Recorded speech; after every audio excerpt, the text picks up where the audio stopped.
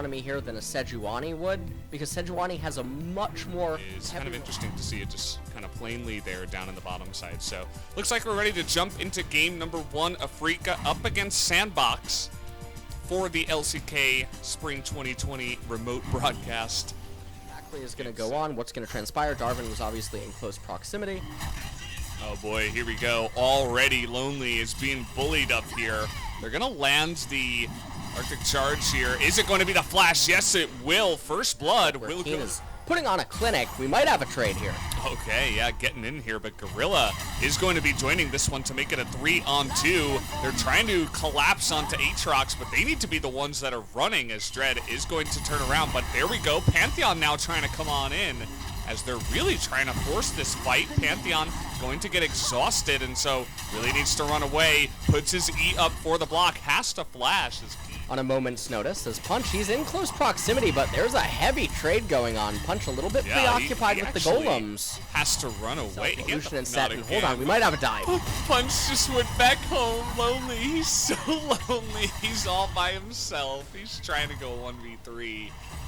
But, you know, honestly, he's doing a really good job so far. But he is going to get stunned up. I think this is pretty inevitable. He tries to escape. Looks like he was able to get away from that one. The skirmishes all over the map. Double exhaust does come out, as you mentioned. Gorilla's going to eat the whole culling as the flash just barely not going to have the angle to finish him off. And now we have a big rotation coming in from Sandbox, Mystic, and Jelly. No flash and no way to get out of that one. Jelly is going to abandon the ship. Join the fight, but he's kind of being zoned by the Scuttle Crab, and now we got the Pantheon in a really awkward spot. He's just going to get dunked, and he's going to bait Keen in there as well, who immediately just superplexes into the backline just to die. So immediately 2 members of Afrika go down. The Dragon absolutely. And when that happens, with all the resistances getting stacked up, I mean, we have a kill happening here in mid. Yeah, he is going to burst down, but it's a 1-for-1. Yeah, and this is a nightmare situation for Afrika. They'll do anything. And remember, this is what we talked about in regards to the Herald.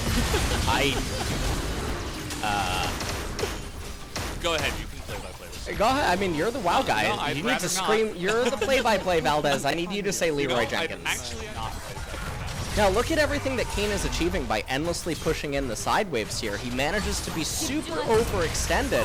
Gonna actually superplex items also completed for Lonely on the Aatrox. And you just look at the items on all the champions and it favors Sandbox so much. Keen going on in there, trying to burst down Punch. They nearly get him, and Dove is going to live with a flash away, but Punch will be the first casualty here. Dove zoned out, but it doesn't matter because down on the bottom side, Root is gonna pick up a double kill. Afrika heavily losing this fight up against Root. Keen not able to carry it by himself in the back line, trying to snipe down Dove, but stopwatch, a pretty good item for both of these guys, and that is going to be the big team fight win for Sandbox, as they should pick up this Mountain Soul. Gets kept pushing side lanes. They never utilized the mid-game Grand Skyfall. They could never break the mid-tier 1 turret. They are now Leroying in mid lane. Yeah, and it's not going to go very well. Not much to say about this one. Keen desperately trying, but it's too little, too late. They could have set up plays like this. Is going to be the kill score here, as they will dominate Afrika in game number 1. Nexus going to go down, as even without Summit, even with Keen winning the top lane, Soul plus Baron plus the massive lead. And yes, the most damage was Keen. Unfortunately, Fly did about 0 in this game. I feel like he did negative points in this one. Almost had less damage than the Sejuani, and the 2 of them had less damage than the Uni. That's all I'll say. I don't want to see that matchup again. The Azir absolutely stumbled EP Jarvan, so definitely knows how to pick up that champion. We'll be excited to see if that sub can change things up here in terms of the play. Curious to see if he can actually make that work, as Dove just gonna face check into the brush, the flash into the A fantastic counter gank. If it would end up working, oh man. Oh, I think it is gonna work. Oh, they're going for a dive, actually. They should be able to pick up this kill, but now Spirit should be able to get Moonly down. Let's see, though. Goes for the flag and drag, picks up the kill. And now a level of the way of Fly, and actually the jungler is engaged from the right side as this Rumble is dead.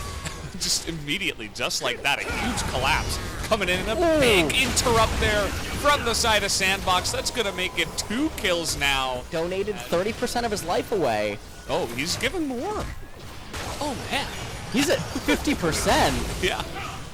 And you mentioned how Zoe, it's going to go the way of Sejuani. The Cataclysm into flash play is going to be the play here for Spirit.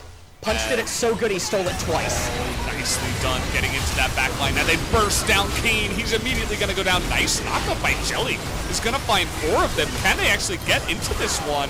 The Azir, though, into the back line, and Mystic, not having enough room, is going to put that culling out, but he doesn't have enough room to just go front to back here, although we did have Zoe finally snipe out the Braum. It's just like you get a Braum in the front, and immediately he gets exhausted. And then it's just like, okay, well, I'm going to have to hold that thought, as Kane is going to get caught out here once again.